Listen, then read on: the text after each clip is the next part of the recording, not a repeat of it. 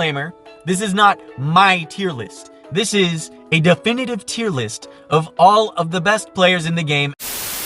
Sup y'all, how you doing today? Let's fix this up real quick. Basically, this is the tier list that we came up with last time, but I think it's been made clear to me that since last time, a lot of people didn't know like what sources and like where to actually submit submissions for the tier list, or they didn't know about me at all or the video at all. So whenever they saw the video, they're like, they've given me information since then, and they've helped contribute to the tier list. So with new information comes new development, so we're going to go ahead and switch some things around and lay down some of the rules again, and we might tweak a little bit of the rules. Originally, one of the only rules was like they had to be in the top 100 players on the leaderboard, and then they had to be level 48 or above. This was a week ago. Like, it's not fair that only a handful of players actually met those requirements, so we're tweaking the rules. New rules. Okay, number one, if you send me a submission, I'm taking it into account. If you're like above gold 3, if you're like platinum or above, we're going to go ahead and take a look at it because the top 100 players changes constantly. The meta's been changing constantly, and especially for the top 3 players,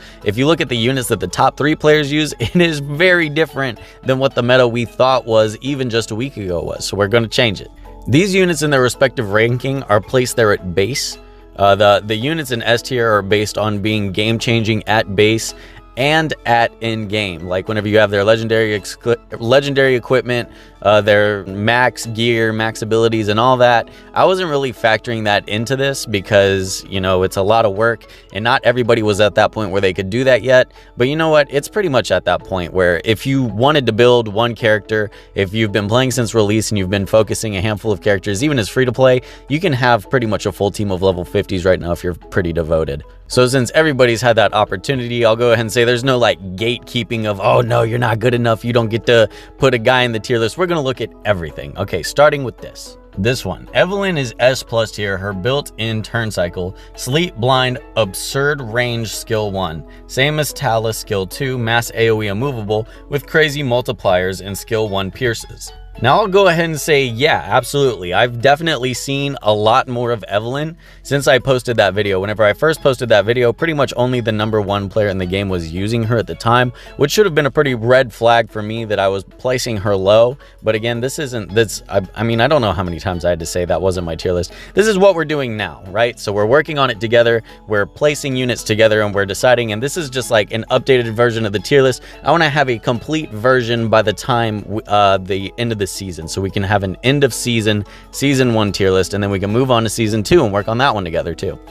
So I personally think sleep is like one of the least effective debuffs. If you hit the enemy, it wakes them up. On top of that, it's not like freeze where if you hit a frozen target, they take extra damage. Sleep, as far as I know, if they're sleeping and you hit them, they just wake up. So skill 1 range is absolutely crazy, and the damage on that skill 1 is a very nice multiplier. So just being able to spam skill 1 for insane damage is pretty good. It's pretty cool. So all that stuff's built into her kit. It's not like you have to have her completely maxed to do that or whatever. So yeah, she's pretty cool. We'll go ahead and fix her up. For now, I'll just draw it in because I'm doing this on my phone, and then I'll actually like put them in the right spots later. So you can go up to A. Does that look like an A? Hold on. It's a little thick there, boy. Holy shoot. Not so thick. All right, I wish I had a stylus to make that easier. Okay. A. Is that an A?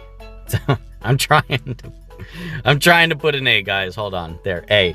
She'll go in the A tier with Robin because I think more than like 90% of people would rather pick her over Robin, right? So what if we put her in between Robin and Nakri? Because she's not that popular yet. And she's pay to win. You have to buy her. So she can go right there, right? Okay, yeah. Next. Econ, just a B tier. I mean, he isn't overpowered or something, but cool enough for at least A. He is pretty cool, isn't he? The community wants what the community wants. Econ, you're up to an A. We'll put you all the way in the back. Or you know, maybe realistically he would be like a high B. I don't know. Right now he's sitting at A because he looks very cool. And he does do pretty much the most damage of anyone in the game besides like Fairy Ass's gimmick.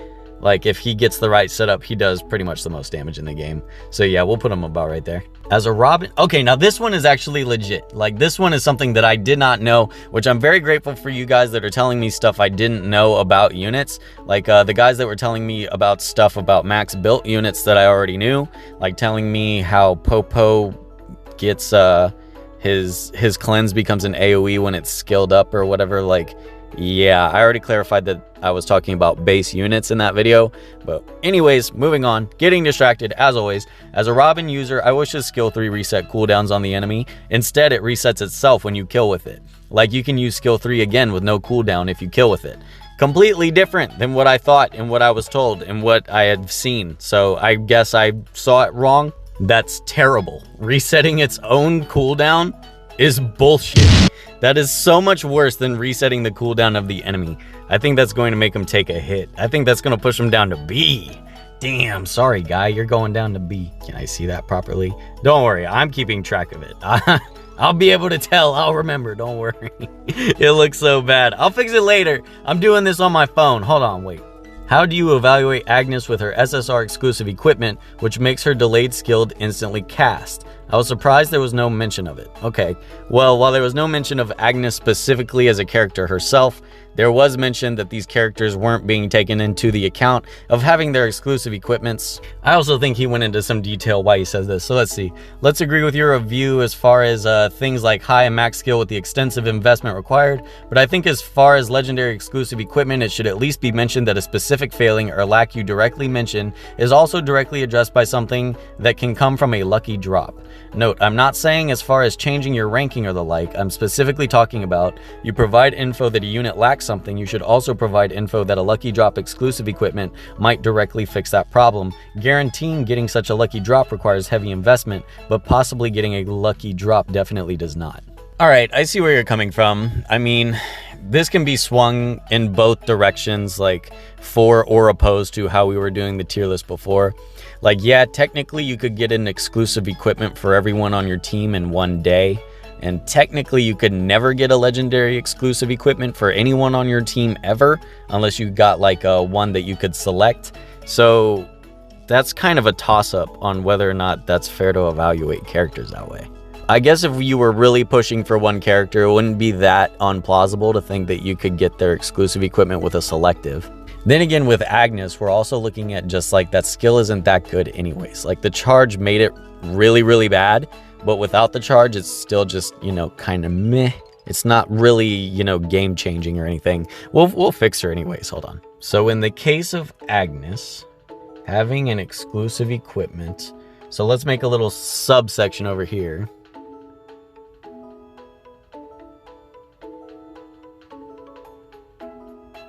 Legendary exclusive equipment, that's what that one means. So let's point to Agnes. And if she had a legendary exclusive equipment, where would we put her at that point? I guess C? D or C, right? I know I'm hurting people's feelings because Agnes is straight up the hottest waifu in the game besides Nadine. Personally, my favorite. Or if you'd like, you know, Lakshmi if you're into that. Fuck, it's a hard choice. Or Nakri. I mean, if we're grading on waifu, fuck it. If we're grading on waifu... Hold on. Waifu. Now she can be an A. Now she can be an S, I mean, sorry. But if we're grading on legendary, just like having a legendary, I guess C. She can be a C at that point. Okay, next, Madeline is God tier Arena, skilled up. No matter where you place, she can pull everyone in. Okay, let's test this. Okay, so it says it pulls nearby enemies to yourself. The exclusive equipment does not seem to extend the range. The SSR card doesn't seem to extend the range, but let's get into the preview and see how far it actually goes. You're making it sound like she can pull them from super far. So we'll go all the way over here. At base, wow, at base it's really low range. Keeping in mind, we were grading at base originally, but now we're just grading on whatever. Like, just say whatever you want and we'll grade on it. This is, it's not that bad of a range, I guess, but let's promote her. Let's give her the benefit of the doubt and see how big the range goes whenever we actually max her out. Now, extends range. Yep. That's a big difference. That is a humongous difference. Okay. So it doesn't cover the whole battlefield, like, let's be honest. Especially if you're in, like, party or something. One of those square stages or one of those line stages. But in the arena, which is what our tier list was designated for, that is a very wide area for her to be taking control of. And that's a crowd control too. Pulls them all in towards her. All right, so I'll be honest. I see strengths and weaknesses with it, right? Okay, strength 1. Yeah, she shields herself, takes less damage, pulls all like enemies from a very wide range close to her. But it's not the entire arena. I feel like that was said. Was that said? Yeah, no matter where you place. No, that's not true technically. Again, whenever she pulls everybody, she's kind of in the middle of where she pulled them. So the thing with like Ziv and Amy's pull is that it pulls everyone to the center of an enemy. And in this case, you're pulling everyone to the center of an ally. So if you're chaining this with an area of effect attack, it's possible that the widespread range of them hovering around an ally that you can't target with that same AoE could be a problem. But that is a big range, all right? I'll give you that's a big range. Now this begs the question, where does she go? Would you choose her over Magnus? Probably not. What other tanks do we have up in the top tiers? None, right? All our other tanks are really low down, so would she be an S? I don't think so. Can we put her in A? Sure. We can put her in A. We could, well, would you, okay, here's another question. Would you rather bring her over Robin? Probably. He's down to B. So would we rather bring her over Kairos? I mean, the jobs are so different. Okay, so you know what? We'll say as a tank, she belongs in A. As a tank, she belongs in A. We'll go for it. Fuck it. All right, we'll do one more. 1 seconds in, there's no Irena. I'm plat and top 100, which we are now considering these players now. Before we were only considering top 50, level 48 and above. Now we're accepting all players plat to give us submissions for the tier list. 1 seconds in, no Irena, and I'm plat top 100. You proceed to say stuff about why she ain't here though. No, she is arguably the best turn 1 unit for arena offense. I responded with, I'd never seen you and never had anyone tell me about a fight with you, would be why she's not in there then. So then he responds with, yes, this is my in-game name. She has speed, mercenary attribute, and area of effect freeze lock. On defense, she's simply countered by Lakshmi S2. I guess the skill 2 is the cleanse, right? Okay. So then, but this is the thing, right? This is why this comment is very important. He sent us a video. So let's watch his video. Okay, first thing we're going to look at. Hold on. Actually, I'm not actually playing it. Hold on. Pause here. Look at the stats. The stats are very good, okay? So 85% effect accuracy. I'm assuming effect accuracy on the boots to reach that because that's a requirement for her.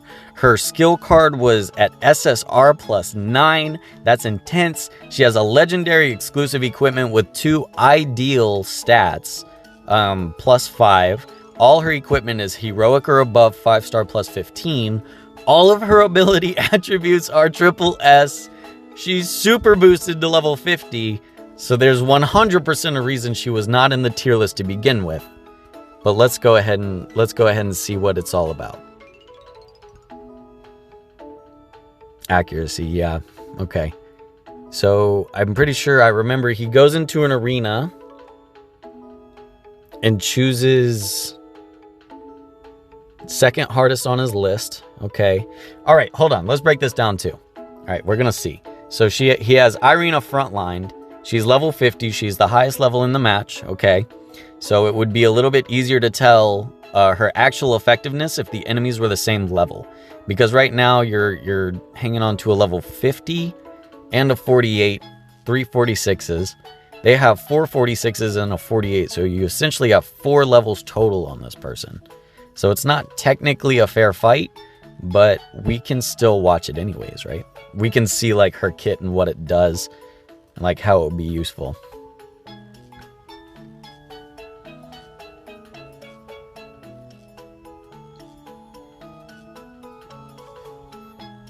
All right, so he got turn 1. What was his speed again? I think it was like 1200. Okay, it's only 1245.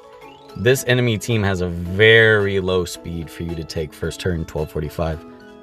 But you got first turn. This is the match we're looking at. So he got a 1 freeze off, a very important freeze, that being Lakshmi. Now right here, hold on. Can we look at that one more time? Battle starts. He gets the freeze. Now look to the north at what Marissa and Trevor do. So a 46 Marissa, and then a 48 Trevor. Left the Kairos dead and Irena at about a sliver of health left. I can't help but think that if Trevor was level 50, and since he's not level 50, I'm assuming his abilities aren't maxed. I'm assuming that he's not as well built, that he would have one-shot you right there. I'm just saying, I feel like this match would be over if the levels were adjusted to a fair level. Let's go ahead and watch it finish. Okay, taking out the Marissa. Attack buffing now. All right, your attack buffer is in the middle of your team. That's fine. Okay, hold on. How much health did that leave him with? So again, about a sliver of health. Hold on, let's see how much Counterattack leaves him with. If he was level 48, would she be dead? It's hard to tell. I'm not gonna lie. It's a bit close. I wish, even though this guy is more higher rated, that's nice. That's why we're putting her on the tier list. The rage skill just freezed everyone it hit. For 2 turns, these guys are unable to move, and if you attack them to unfreeze them, they take bonus damage from the freeze. That's why she's going on the list. This is the highlight of the video. The entire rest of the video is a little bit sketchy, a little bit kind of like, was that fair? Was it not? That's undeniably badass. Being able to do that and freeze everybody like that for 2 turns, now he has complete control of the battlefield for literally cycles of turns. That's amazing. Wait, play. Why is it stopping? Play. What the hell is going on?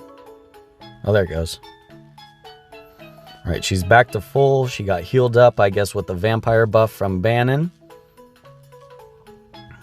You're breaking out of freeze. She's killed instantly by Trevor's rage skill, but that's to be expected. Did he have attack buff? He did not even have attack buff during the cast of that rage skill, and she was able to die.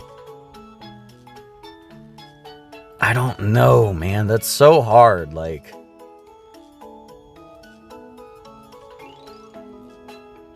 ooh, your Shaka comes to the rescue, though. So really, Marissa carried this whole fight, but the thing that your Irena actually helped with was the one rage skill. And the rage skill was entirely what made you win this fight. It's still a very impressive rage skill. You have to admit that was an impressive rage skill. So what do we do? She's okay. First of all, the area of effect of her freeze was in a sort of a little bit of a wide line the size of your pinky. It wasn't a circle, but it did have a longer range than a circle normally does.